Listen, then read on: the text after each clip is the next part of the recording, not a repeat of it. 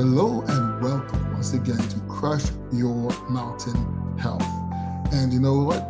I think you're going to really enjoy this excellent discussion that I had with two amazing doctors, Doctors Aaron and Wanda Chadwick of Western Florida. They have a clinic down there where they help individuals heal from digestion issues. They are functional medicine doctors. They are acupuncturists, and they also deal with helping individuals through a very special program actually discover what's going on inside their bodies and how they can fix issues dealing directly with digestion correction. We're going to delve into that. We're going to talk about the mitochondria. We're going to talk about the foods that we need to avoid, and the big one being sugar.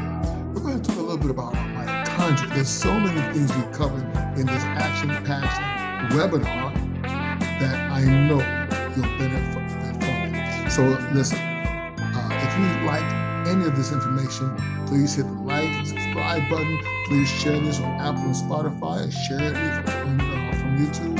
If you're in our Facebook group, you're going to keep on the lookout for special offers and special opportunities to work with the Chadwicks directly and actually benefit from this information through a 5-day course that they are providing. So I hope you enjoy this episode with Dr. Aaron and Dr. Wanda Chadwick. And again, I'm going to welcome everyone to today's Crush Your Mountain Health. I promised that this season we would focus more on health and wellness as opposed to the personal growth aspect of things, because quite frankly, if you have your health and you have your wellness, you are always growing personally. You can crush through any obstacle, any mountain that comes your way. And as I always ask everyone, I'm going to ask my guest today, what does it mean to crush your mountain at the end of our program? But in the meantime, let me introduce to you Doctors Aaron and Wanda Chadwick. They run an amazing facility out of Western Florida that deals with digestion correction in so many different ways. So we're going to discuss a little bit about what they do, how they do it. We're going to pick their brains and get into some things to define what it means as far as functional correction of digestion and why that's so important. So once again, they have 30 years experience between the two of them, over 30 years, and they're going to help us with this. Doctors Aaron and Wanda Chadwick, welcome to Crush Your Mountain Health. Thank you so much, Mr. Henry, for inviting us. Yes. We feel honored that you have us on your show. Thank you so much. It's a pleasure to be here. So I'm going to round up what Mr. Henry just said, fill in the gaps a little bit. I'm Dr. Wanda Chadwick, and this is my amazing, brilliant husband, and Dr. Aaron Chadwick. And for the last over 30 years, we met in acupuncture medical school. So we've been acupuncture doctors, state licensed nutritionists. Now they call them certified nutritionists. We're functional medicine doctors. My husband has a background in biochemistry, so he is known as the blood work king and the comprehensive urine analysis king. Nobody can read blood work like he does. Well, maybe a few, maybe there's 5 of them in the world that can read blood work and urine analysis like he does. We met in acupuncture medical school. We got married. We now have 2 20-year-old boys. We live in South Florida. And for the last over, I think it's, I don't know, between 30 and 35 years, we would have to do the math. We've had a clinic, and it's called Florida Natural Healthcare Center. That's in Western Florida. And we have helped tens of thousands upon thousands of people reverse and defeat whatever illness it is that they're dealing with. We've been blessed enough to be able to bless other people and pass it forward. For the last few years, we have another business. We have a digital virtual business called Your Nutrition Physicians. That is also, and that's another business of ours. And that is our branding. It's Your Nutrition Physicians, and we test, not guess. So we want to do some testing on you. We don't want to guess what's happening. So this morning, before going to church, I'm looking at Instagram, and there's so many doctors that are selling different supplements. This morning, a doctor was selling supplements on, are your hormones low? Are you feeling itchiness? Are your hair coming out? You're losing your hair? Well, we won't know which supplements are good for you until we test. We do not believe in a one supplement fits all, one program fits all. Absolutely not. So we are up the. Yes, Mr. Henry. No. I was very excited. First of all, I was going to say, Dr. Aaron, you just talk too much. You have to slow down. Let your wife. So I started off. Okay. Mr. Henry. The first thing, the other thing, though, I was going to say, though, I wish I had seen you guys before, so I could figure out why I have the hair loss. But I'm not worried about that too much. I kind of like the baldness part from myself. But looks good on you. But I was going to ask, we were talking a little bit about digestion correction. I wanted you to share with our people, and then we'll talk a little bit more about it. What do you guys do? Because that's what got me so excited. So what we do is we've created the digestion correction workshops through Your Nutrition Physicians. We believe in testing, not guessing, because we won't know how to guide you unless we do either blood work and or urine analysis. And so we've written our book, and our book will be released at the end of the year or the beginning of next year. And our program consists of two things. We believe that all discomfort, and we can help you defeat any ailment on your body for two reasons. They're put on your body for two reasons. It's either nutrition deficiencies. Most people are nutritionally deficient. They do not know it. So when you go to your medical doctor to get blood work, your doctor will say you are in range, so you are fine, but people are still feeling severely ill. And the second reason why people get ill is because of overtoxicities. So our book is based on that, and so is our digestion correction workshops. It's based on nutritional deficiencies and toxicities. We have 5 days where we teach you what happens within your body, and then with our 6-month program, we actually put you through the program to start reversing and defeating all of that. Well, nutritional deficiencies and toxicities. Let's go through the 5 modalities together, because I've got to ask you these questions myself. It makes me wonder. Okay, now years and years and years ago, before things got so influenced by big pharma and big medicine, which is basically big commercialism, doctors took the time to do some examinations, especially in Eastern medicine. They examined the body fluids, the body excreta, and things of that nature. And when I work with my clients, while I don't necessarily do that, what I'm concerned about is their bodily function, how they're going through their day, how many times they're going through the bathroom, things like that, things of that nature. First question then, why is learning to visually analyze a person's poop for toxicities so important? Doctors, please help us. Okay, so you looked at our 5-day workshop. You looked at the schedule. I snuck a peek. So do you want to do Yeah, that so I actually teach that class, but I'll let my husband. yeah, so the digestive system and the bowels are made up of a few different things. Okay, one of them, there's bile in our bowel movements, right? There's bacteria, there's fiber, and there's a little bit of different nutrients, but that's what they're mainly made of. Bile, nutrients, water is one, also fiber, right? Bile, fiber, and then the bacteria, the good bacteria. So that's what makes up the bowel movements. Now in Chinese medicine, they understood that also, and they understand the digestive system very well. So for example, there are different organs involved in the digestive system. We have the stomach, We have the small intestines, we have the large intestines, we have the gallbladder and liver, right? And the pancreas. Those are the major organs of the digestive system, those 6. And they connect through this called the gastrointestinal tract, this 22-foot long tube inside of us, right? It's on the inside of the inside.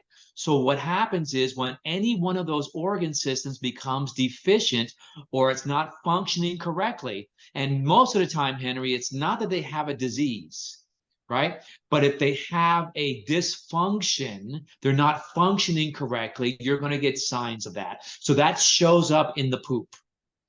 So when we have our patients go through this digestion correction workshop, we're actually teaching them how to analyze their own poop and what's happening there. For example, one of the most common types of constipation is when there's little teeny pellets, right? Looks like little rabbit pellets, right? That has to do with a lack of bile flow in your digestive system.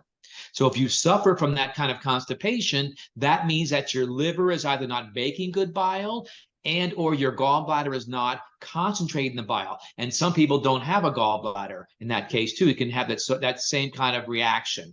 So we teach a lot about that as far as the liver being there. We talk about, there's a particular scale called the Bristol scale, which tells us that the Bristol stool analysis, it kind of breaks down these different ones. There's 7 different types of these imbalances in the digestive system that you can analyze through the poop. So we're looking at the liver. We're able to ascertain the function of the spleen, the function of the kidneys, the function of your small intestine, your pancreas, your gallbladder, because the body, again, shows those imbalances through the stool. So we have to, though, have a reference point, right? So the reference point is a long, brown, smooth bowel. LBS, we call it, right, babe? Mm-hmm. So that LBS needs to come out. If it's not LBS, and again, we're describing some of it here. There's more details in our correction seminar or our workshop, but that tells us that these organ systems are not well, and then we can use different things, especially foods, different types of foods, and then different types of herbal medicines to correct the problems. And a really big part of our whole philosophy through this 35 years is that we don't treat everyone the same. That's right. Right? Everyone's different. So we want to look at their digestive system and then analyze it and then help them focus on those things. But remember though, Henry, a big thing for people is to understand the consequences of an imbalance in their poop. Right? So what's going to happen? They're not going to feel as energetic. They're going to get sick more frequently. A lot of patients who have these digestive issues will complain of mental issues like brain fog and stuff of that nature. They won't feel good emotionally a lot of times too. So the emotions are connected to our physical body, and we can ascertain the emotional status through the digestive system. So they won't have good emotional well-being. And then from there, like my wife said, she said before that all chronic diseases come from a poor functioning digestive system. That's what they caused by. So again, she mentioned the deficiencies, nutrient deficiencies and toxicities, but understanding how the digestive system works is really crucial to seeing those things. And then, so if we don't feel energetic, we get sick frequently, we have brain fog and not feeling good emotionally, what does that do? That depletes or reduces our quality of life, right?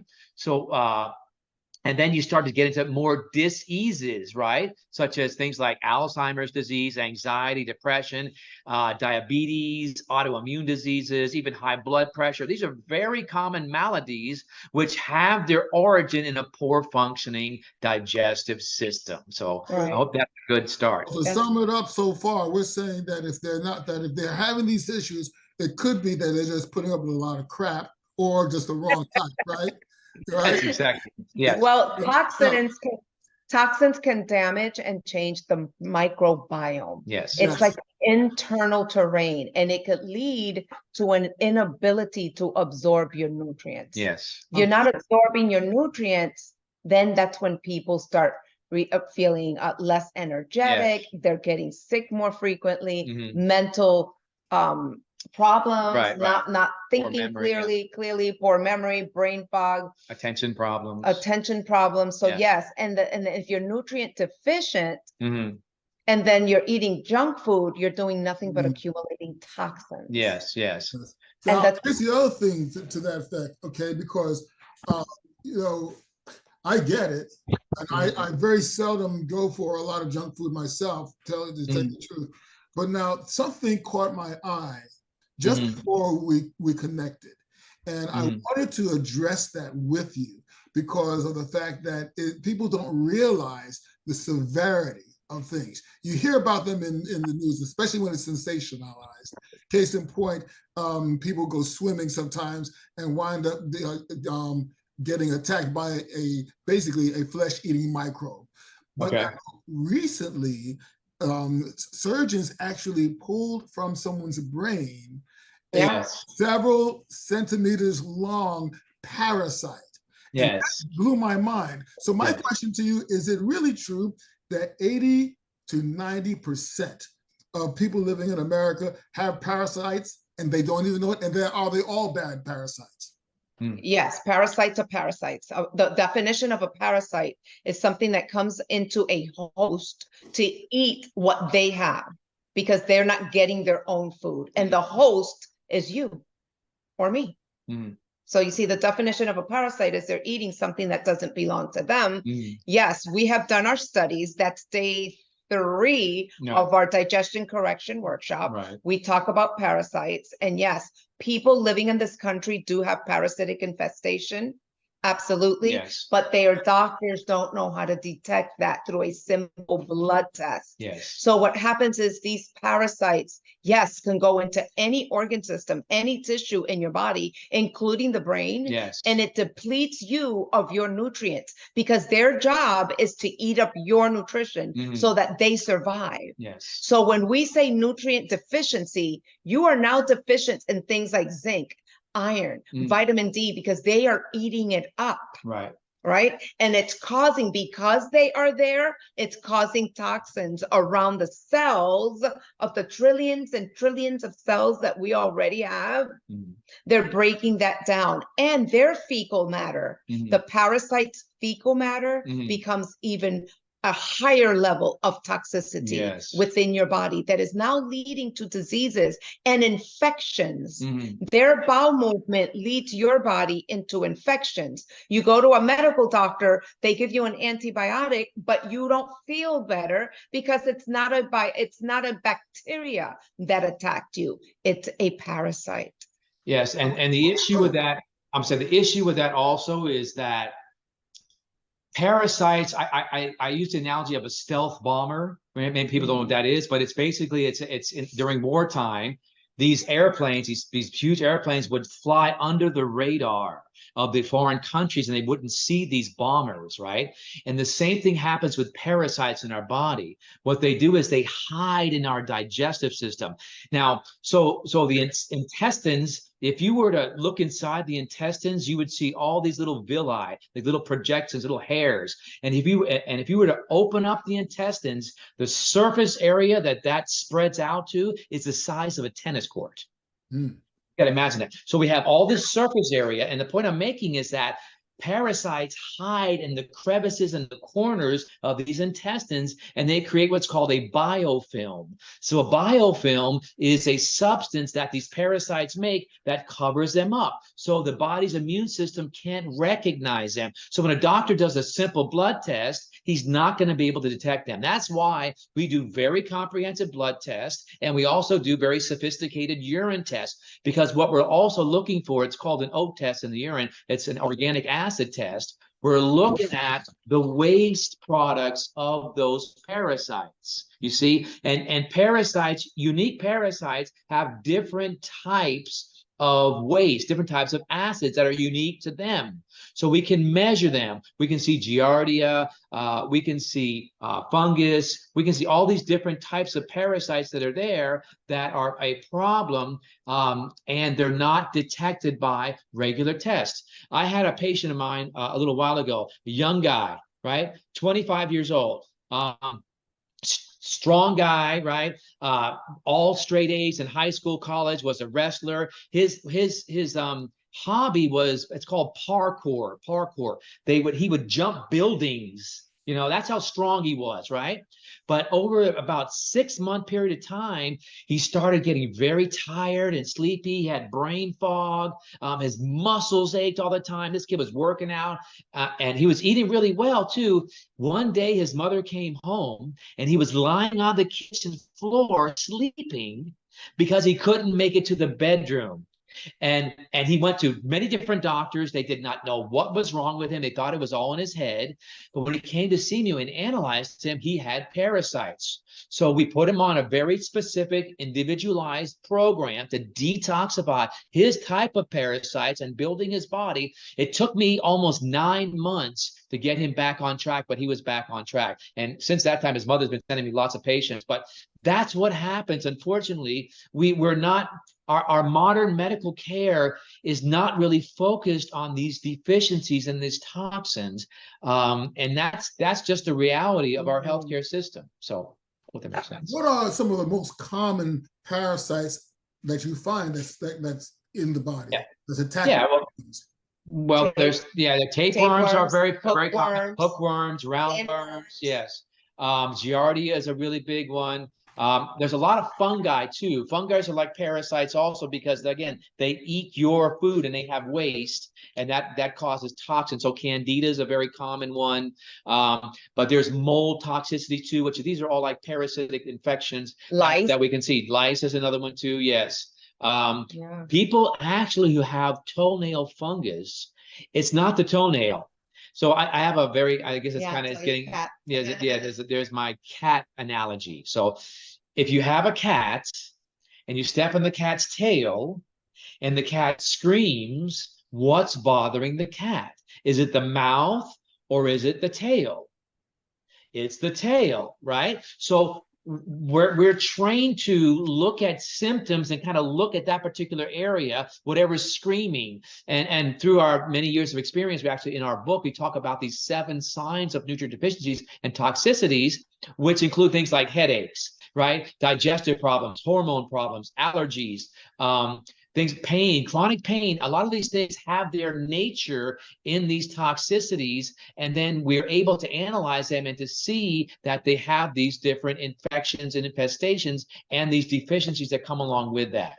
So that's what we want to do. We want to look at my wife alluded to that before. She said it. We look at the root cause of the problem, Henry. We're not just looking at the symptom, we're looking at the cause of the symptoms. And yes, it's all digestive system, but it could be the pancreas, it could be the liver, it could be the gallbladder. Many people nowadays have what we call fatty liver. That's a real big thing. Now, I believe it's been around for about 50 years, but now that it's more known, more doctors are analyzing, looking for, doing ultrasounds of the liver and stuff, and finding that people have fatty liver, and that's a big problem too.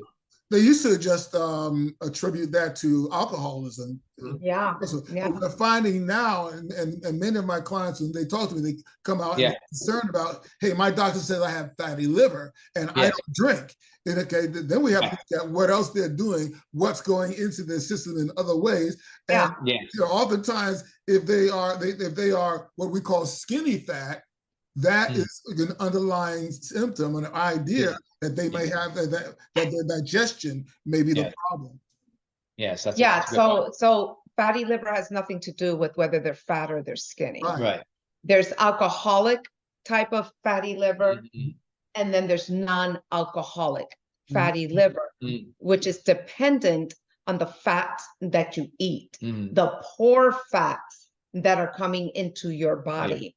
You know, the triglyceride level, right? Yes. We look at the triglyceride levels in our comprehensive blood work to see what's happening with the people. It's diet, it's lifestyle, it's thoughts. It's a whole, it's holistic. That's why we're known as holistic doctors. What do you think? Yes, definitely. And so the liver is an amazing organ, Henry. It does a lot in the body. The liver has 500 jobs. That's right. 500 jobs. Yeah. So what happens with that? It's a factory in the body. And when toxins get into the body, again, mainly through poor food choices, but people who eat well still have problems with fatty liver, and many people who eat well still have toxicities that they don't even know about. But so their liver is this factory that gets bombarded by all these different chemicals, even from the water we drink, the air we breathe, right? And that the hepatocytes, the liver cells, their job is to break these things down. So what happens is, as there's more toxins coming in, as you can imagine, those hepatocytes will break open. And when they break open, they can't function anymore. They're no longer there. So what happens is the fat accumulates around them. So a fatty liver is a sign that the liver cells are breaking open. Now, there's a difference between liver disease and a fatty liver a lot of times. A lot of times they go together, but sometimes they're not together because a lot of people are being more diagnosed with it, the fatty liver I'm talking about. So a diseased liver means that you have very high liver enzymes in your blood, your AST, your ALT, your GGT, your alkaline phosphatase. Those are elevated in the blood when you have a toxic liver. And that's clinical, and you can see that. But most of the time, 95% of the time, the patients don't have high liver enzymes. They have high normal liver enzymes because the normal ranges in the blood test are not good ranges. The ranges in the blood test are gotten from population studies, so they're gotten from sick people. So you don't want to compare yourself to a sick person. So I was taught and trained that we want to look at optimum levels of blood tests. So the liver enzymes are a good example of that. We want liver enzymes between 15 and 25. That's what we want. The test on the blood system goes up to 55. So if you're above 25, you have a stressed liver. If you're above 55, you have a damaged liver. There is a difference, but the symptoms are a lot the same. So protecting your liver, watching, like what my wife said, a crucial thing is the fats that we eat. And what's even also along the same line, I studied with a biochemist by the name of Dr. William Lands, Lands. He worked for the federal government. This guy studied fats for 50 years. This guy, I think he passed away recently, but he was brilliant. He actually developed software for the U.S. government, USDA, to have charge of the foods and the fats in the foods and different types of fats. Bill always said to me, he said, Dr. Chadwick, he said, when you eat bad fats like fried foods or like hydrogenated oils or all these liquid vegetable oils, so quote unquote, those things are very aggressive. So what they do is that they clog up the body's liver system and the circulatory system in every area, and they cause inflammation. So even if you're eating good fats, if you don't take out the bad fats, you're going nowhere. And that's why a lot of the research on different good fats is mixed. The results are mixed. Some patients do better, some patients don't, because if they're still eating those bad fats, when they're giving them the good fats, you're not going to see the results you're looking for clinically. So that's a really big issue. But again, it's those fats that regulate it. And guess what? People don't realize that the more carbohydrates they eat, more specifically, the more refined carbohydrates, i.e. white flour products like white bread and white pastas and bagels and those things like that, those things they call them refined, which is it's a marketing ploy, right? But they're really stripped. They remove about 30 different nutrients and they spray them back with chemicals and they call it enriched, which is a lie. But anyway, when you eat a lot of refined flour products, breads and pastas, now that starch in those foods becomes a sugar very rapidly in your body. Okay. So now that sugar goes higher and turns into triglycerides. Okay, so I just told you that I came back from the mountains recently, had a wonderful time, but here's an experience, and I'm asking you this because seeing that you are my doctors, you're going to give us a little history lesson on this. So I'm out shopping with my brother-in-law, brilliant guy, but he's on the old model of health and fitness type of things. So he goes and goes, let's get some margarine. That's really good for you. And I'm like, no. And he's like, what's wrong with that? What's wrong with margarine? It's supposed to be healthy for you. So seeing that I have you here, and I know he's going to watch this, would you please tell us the history of margarine and why it's bad for you? Right. So margarine came around in the late 1930s, early 1940s. It was an answer to a misunderstanding about fats. Because back then when a person would have a heart attack, they would do an autopsy, right? They would open them up and they would look at the inside of the arteries, and of course the artery had plaque, right? And they analyzed the plaque, and it had cholesterol there, it had calcium there, and it also has white blood cells there too, called macrophages. So what they thought is that because there's this cholesterol there, they thought it was from the animal fats. So they wanted an alternative. So they invented margarine. So what they did was they took a liquid oil, typically soybean oil or corn oil, or they would use like corn oil, soybean oil. I'm thinking of oils, and whatever liquid oils they had. Vegetable oil is a big one, right? But those oils, yeah, but that I can't believe it's not butter, came about. So they wanted to find a substance. They took the liquid vegetable oils and they added hydrogen to it. And when you add hydrogen in a laboratory, you add hydrogen to the liquid oils, that's what they call partially hydrogenated. So the characteristic of that liquid now became a spread. It was a semi-solid fat. And they were like, wow, that's phenomenal. It's not butter, but it looks like butter, and it spreads like butter, and it tastes pretty good, especially when they add more chemicals to it to make it taste good, right? So now we have these partially or fully hydrogenated. That's what it means. The hydrogen has been added to it. But what happens is, and they kind of figured this out in the 50s, but they didn't let the research come out. So when you add heat to these liquid oils and you add hydrogen, you change what's called a cis fatty acid. So it's a fat that has the hydrogens on the same side. When you heat it up, it changes. It's called an isomer. So now that's called a trans fat. So the trans fat means that molecule switches, it transforms itself to the other side. So now you have a fat that looks like this, that used to look like this. The consequence of that, tell your brother-in-law, the consequence of that is that when we ingest that, when we eat that, that is like a key, because all fats go into the body and they get into the cells. Our cell membranes are made up of fats, right? We call it a phospholipid bilayer. So the cell membrane has this fat. Our brains are made up mainly of fat.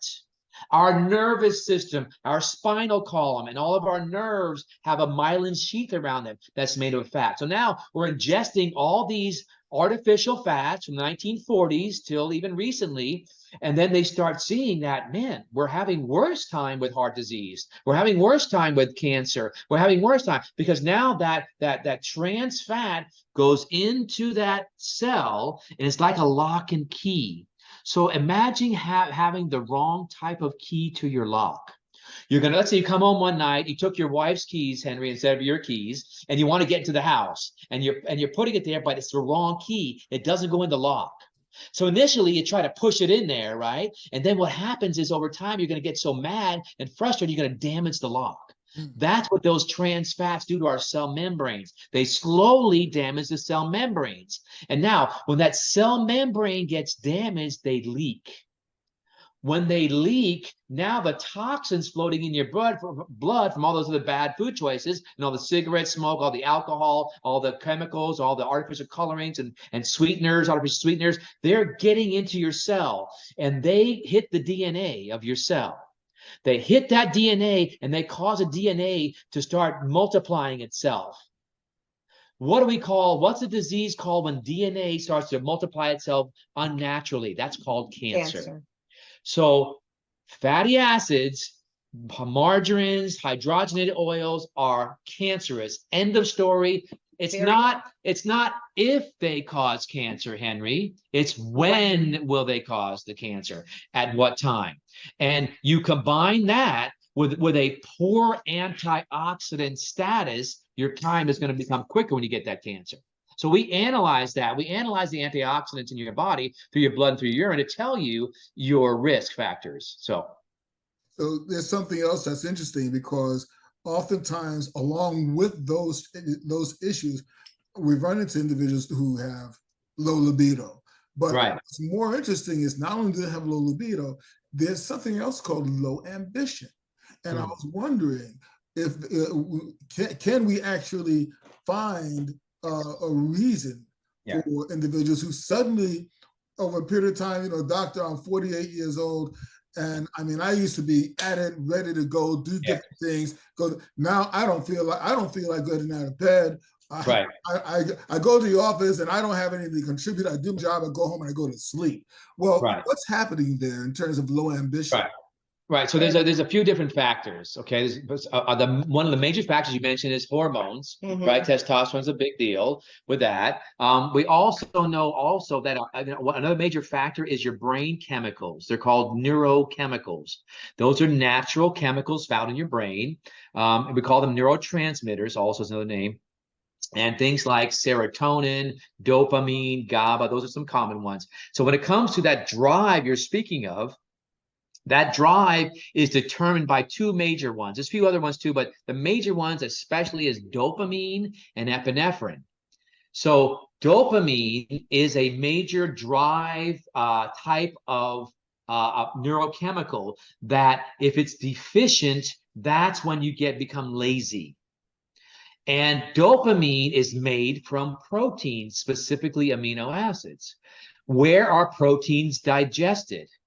In the digestive system. So if the digestive system is not working correctly, you're not going to break down your proteins to be able to absorb the amino acids to help you make enough of your dopamine. Now, there are many patients and many people listening have these antidepressant medications that they're taking. And please, I'm telling you, I'm not going to tell you to stop taking them, but what normally happens with these type of anti-anxiety medications, antidepressants, they'll have their work for a little bit because they're blocking the breakdown of those particular neurochemicals, but over about 6 months to about a year, they stop working. So what a typical doctor will do, a psychiatrist, they'll keep switching you to different ones. That's like a merry-go-round. It's a win-less situation. So, but there are ways we test them with sophisticated urine tests that look at the neurochemicals.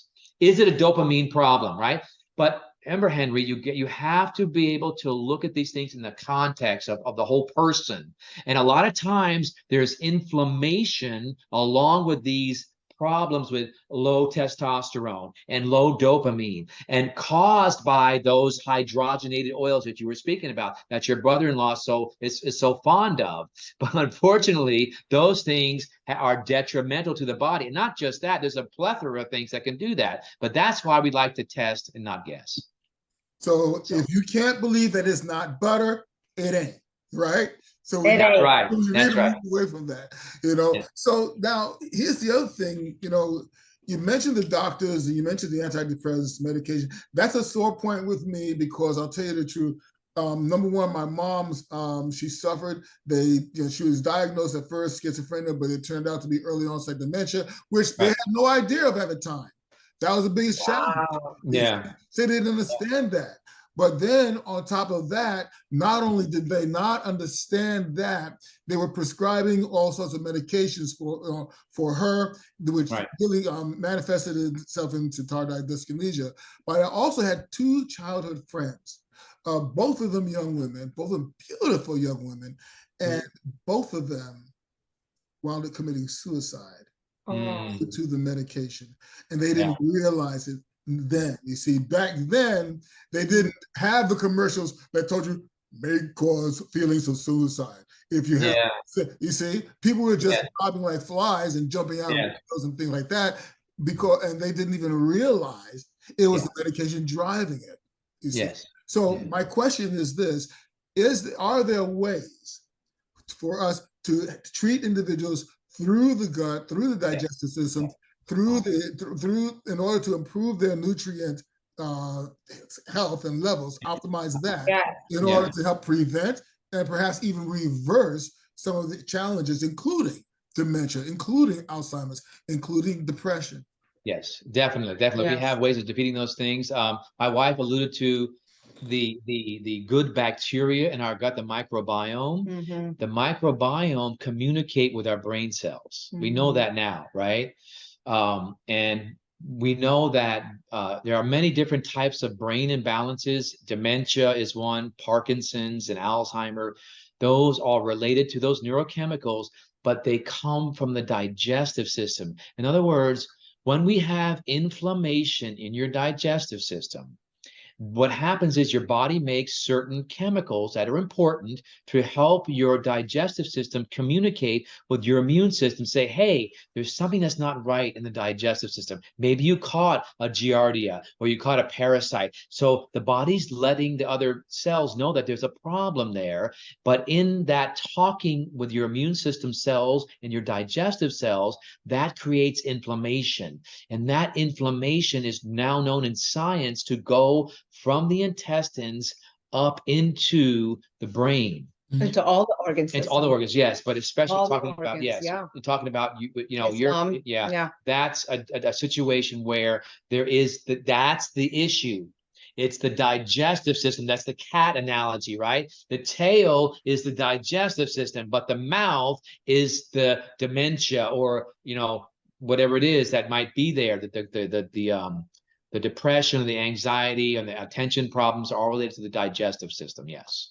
Yeah. So you mentioned other things too earlier in our discussion, and I just really want to circle back to that too, because you know, I run into so many individuals that say, "Well, I'm just getting old.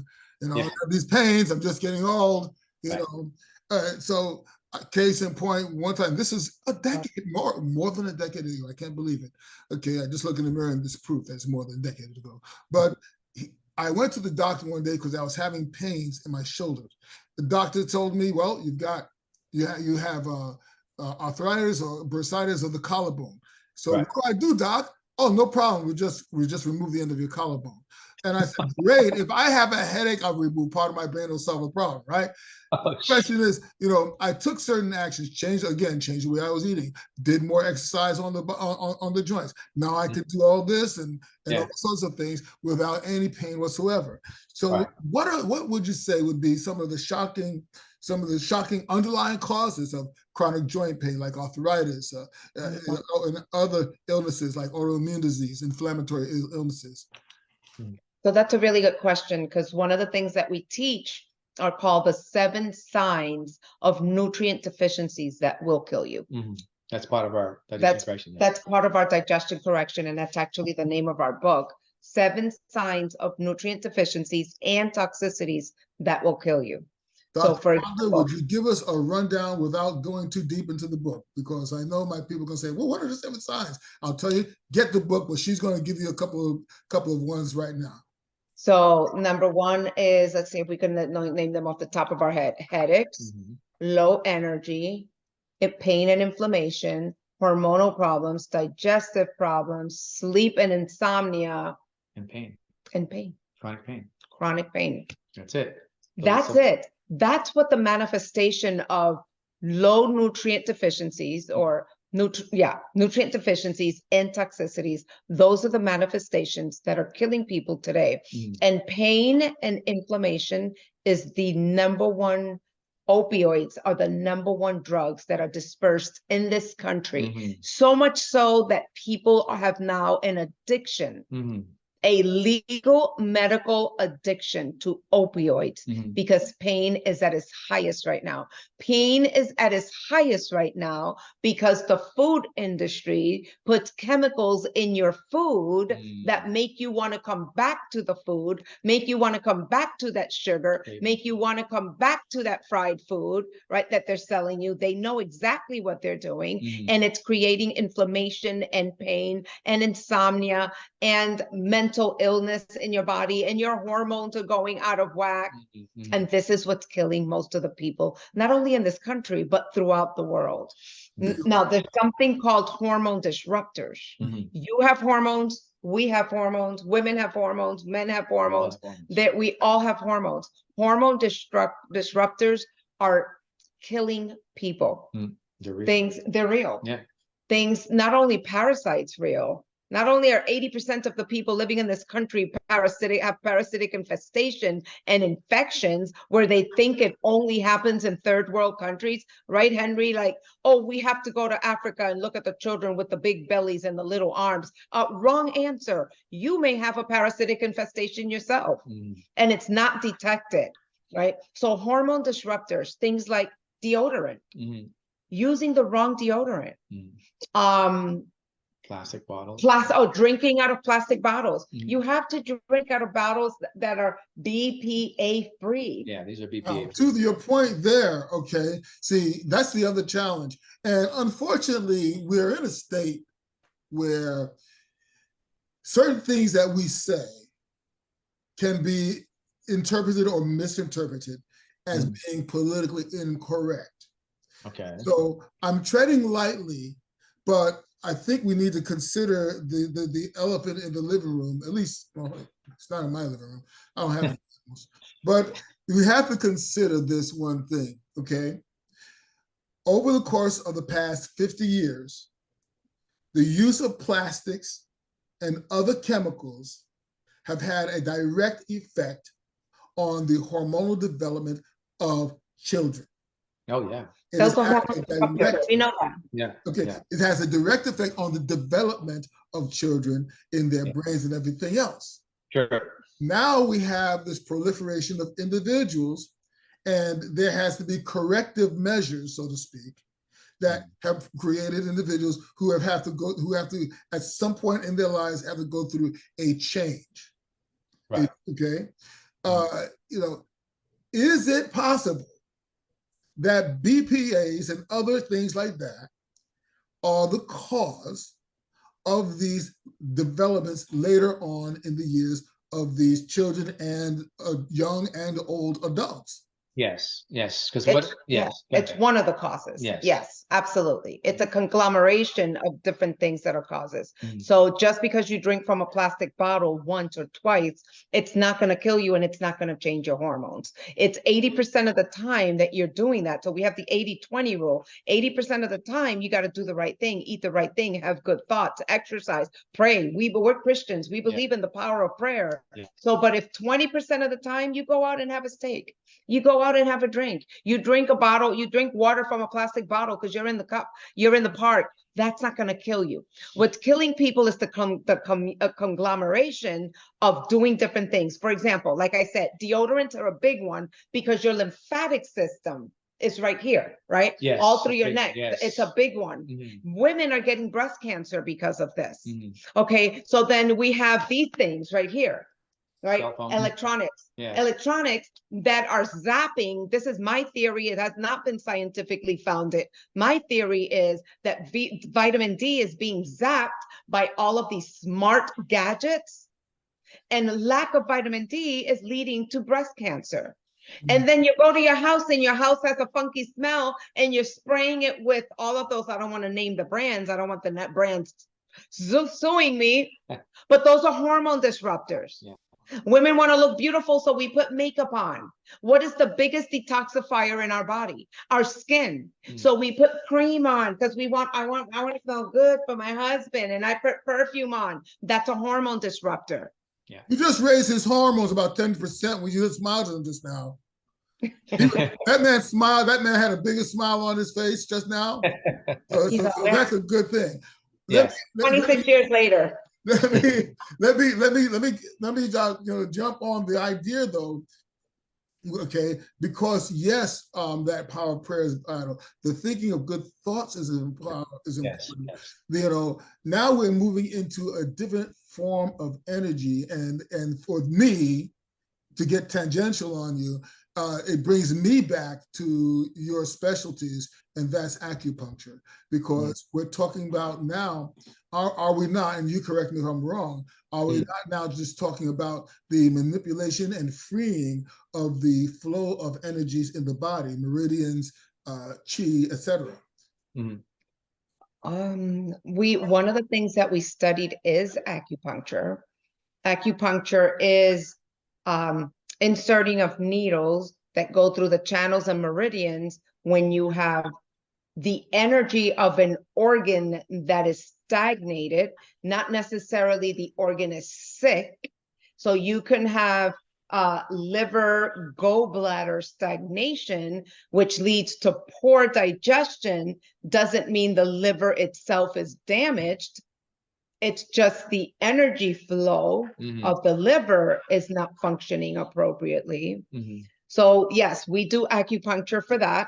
But I think a large percentage of our practice is now on digital and on, would you agree, babe? Yeah. A large percentage is virtual, because what we've learned is that if we don't know what's happening in your internal terrain, we will not get it right. Do you see that, Henry? We have to know what is it that's happening inside of you. What's the condition of your liver, of your gallbladder, of your spleen, of your lungs, of your heart?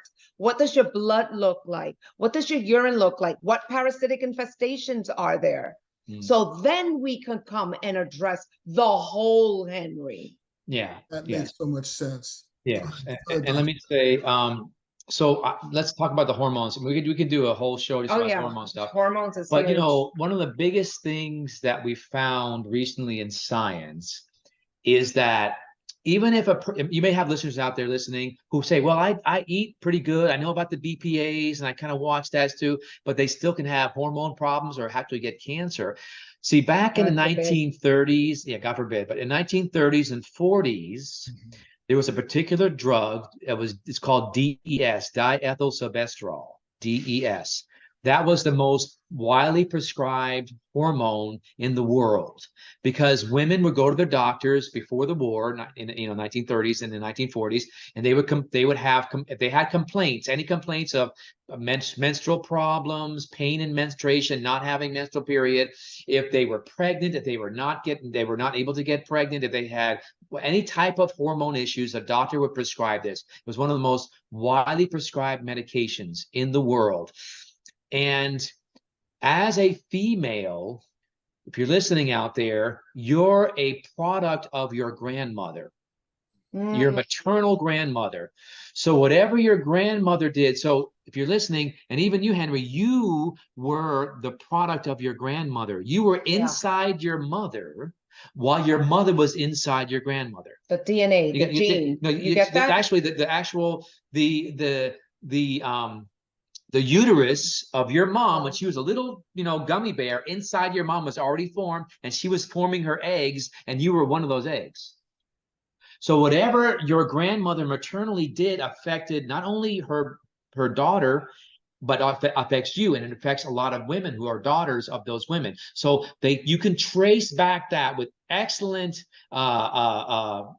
positiveness or excellent value that there's a problem with those DESs and similar types of drugs during that time, including birth control, right? Because these birth controls are artificial hormones that affect not only this generation, the next generation, but the following generation. So there's a lot of good research on that. So that's a real big issue there too. You mentioned too that younger girls from 8 years old, there were studies a few years ago, 8 years old in Puerto Rico having their periods. 8 years old, because they traced it back to all the chemical hormones that they were injecting in the animals in Puerto Rico.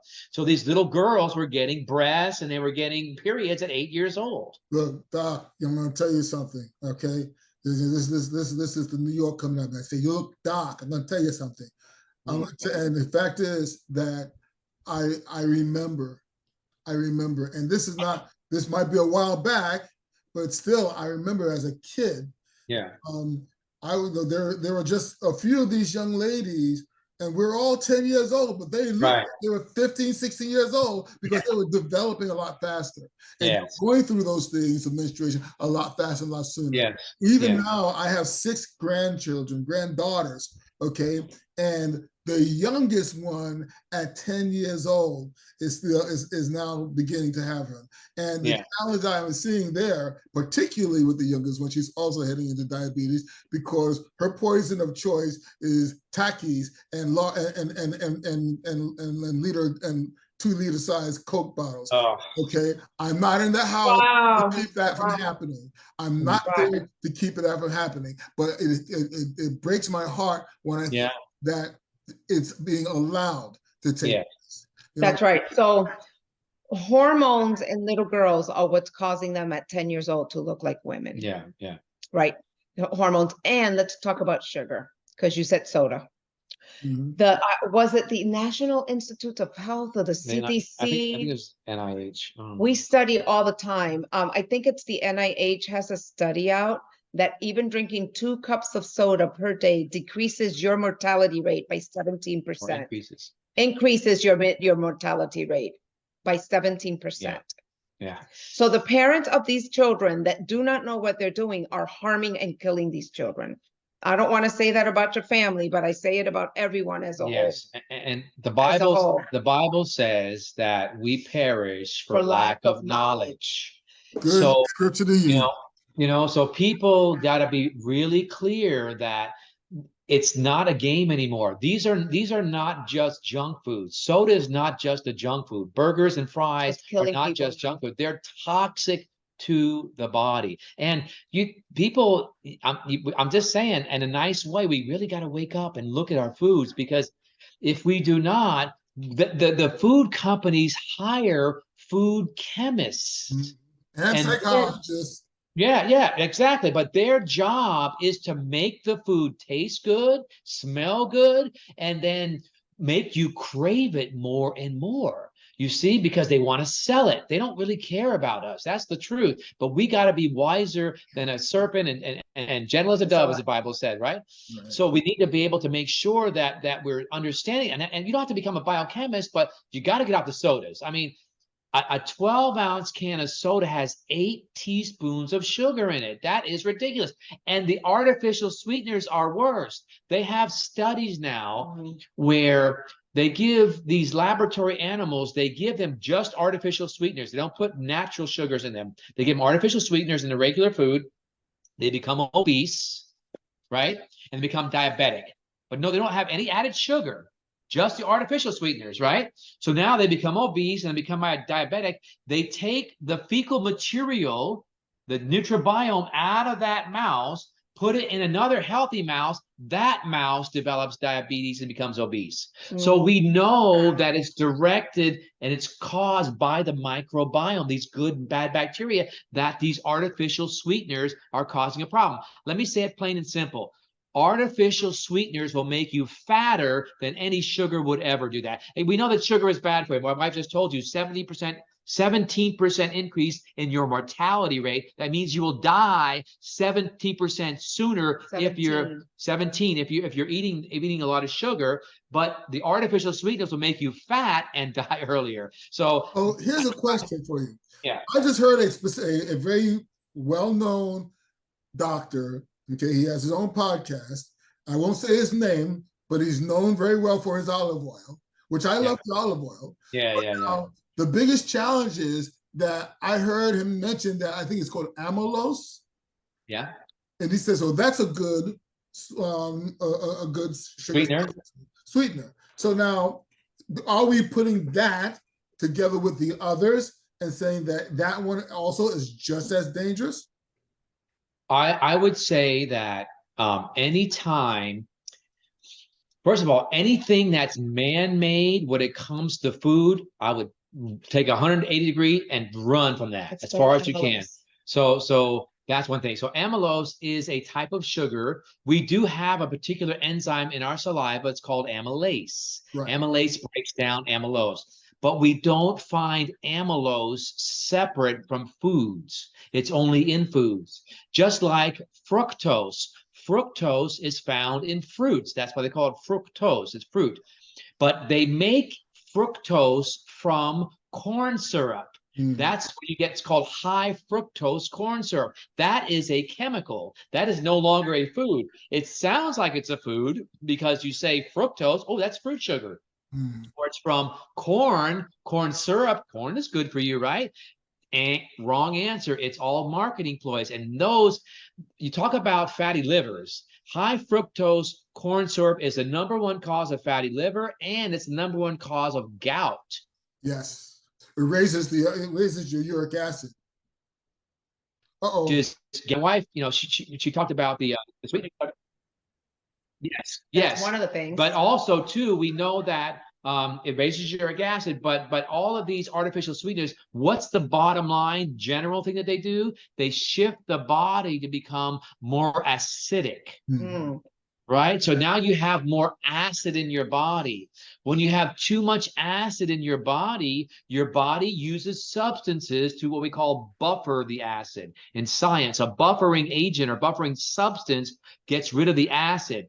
What are the buffering agents of the human body? Minerals, calcium, magnesium, potassium, zinc, those kind of things. Those are minerals that the body will take out of your joints to deal with the acid, and you will get painful, achy, painful joints from that extra acid. And that's a really big problem. But you can also get achy joints from too much alkalinity. Either extreme is good. So if you learn something, if your listeners learn something, one thing is we teach it's all about balance, Henry. It's all about balance. Not too much of something, not too little, but the right amount. And that confuses some people. Look, I didn't make the rules up. I just follow them, and when you follow the rules, guess what? You win the game. If you don't follow the rules, you lose the game. And that's unfortunate, but that is a reality. I'll tell you, I want to thank both of you so much. You mentioned too much sugar, and you mentioned how the Bible says the people perish for knowledge. Yes. There's another scripture there in Proverbs. It says that, too much honey glory is like too much honey. Right. It's not good for you. Right. And so even in the Bible, it talks about having too much sugar. Yes. Too much of the sweet stuff. Okay. Yeah. It could be a good thing. It can make your eyes shine, make you perk up, like it did with Jonathan that time, right? That's it. But too much is not good. So again, I really value the balancing approach that you bring. That's why I wanted to bring you on. I love the energy that the both of you put forth here and the information that you've given. Now, I think I mentioned this to you earlier, and that I was going to ask you this last question at the end of the show. And again, I really I called you a power couple, and you did not and do not disappoint.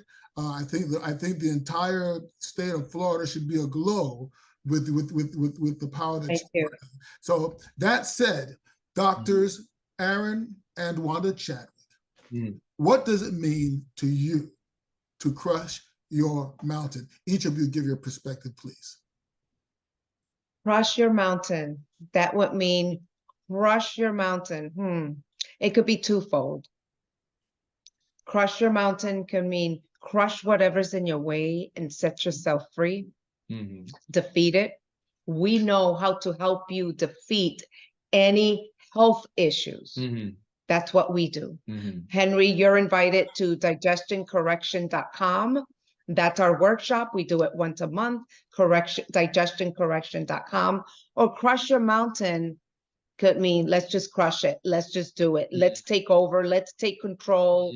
We are empowered. We have the power to take back our health and not just listen to what pharmacopoeia is it? Is telling us, so that we have to stay on this vicious cycle of medication drugs for the rest of our lives. So you can crush your mountain, learn about health, learn about your own body, take back your health and live in optimum health, like living in the blue zone. Like those people that live in the blue zone areas, you can live like that. You could definitely crush your mountain and live there in that blue zone mentality until the Lord calls you home. That's it. And for me, when I think of crushing a mountain, crush your mountain. Okay, I think of being able to teach people what we're talking about, all these truths that we've been studying for the past 35 years, and then guiding them in our 6-month program that will reprogram their brain to get them over those obstacles, their mountains that they're struggling with, and they don't even know why they're struggling with it, and they don't know that there's other possibilities out there, other alternatives out there. So that's why we developed a 6-month program to actually shift their thought why they go through that. We hold them by the hand, because people have tried, but they fall off because they don't have that vision. So my crushing the mountain is giving people the vision to see that there is hope, that nutrition has answers, that the Bible and God is true, and that he gives us answers in the Bible, even about nutrition and health and about many other areas of our lives. So crushing the mountain is getting people on a good program that they can follow through on and be the best that they can be and live a life that they want to be having good energy, being able to play with their grandkids on their floor, being able to go hiking, whatever it is that you want to do. We want to get those obstacles out of your way so you can crush that mountain. And passing it on to your grandchildren. Yes. Like you have 6 grandchildren. Yeah, passing all this legacy. That's right. Creating a legacy for your babies so they can pass it on to their babies and their babies and so on and so on. Yes. That's amazing. And I'll tell you what, the fact of the matter is that all of us, one way or another, have an obstacle, have a mountain. It could be that of health or other things that need to be addressed. But I want to thank both of you so very much for being with us today. And everyone, I'll tell you this. I bring on power people like this, basically to share what is possible, what is out there, the alternative to the noise of overweight people dancing about a drug that they can take so they can just stuff their face with the stuff that the food industry puts out. To give you the opportunity so that each individual is not listening to the doctor as their God or as their boss, but as their teammate, helping them to optimize their health. If you have the knowledge, you have the power to move forward. If you have the information, such as with Drs. Aaron and Dr. Wanda, that they can go and give you this information, you can go to their website, which we will leave a link in the bottom of the show notes here. But if you have those tools, that's your pickaxe, that's your sledgehammer to continue to chip away at the challenges you face, and to go ahead and to create an optimal health for you on this side of Armageddon. So again, I want to thank the doctors so very much for being with us. And as I always say at the end of the show, don't just climb your mountain, crush through it, and we'll see you next time. Thank you all so very much for being here today. Take good care, Doc.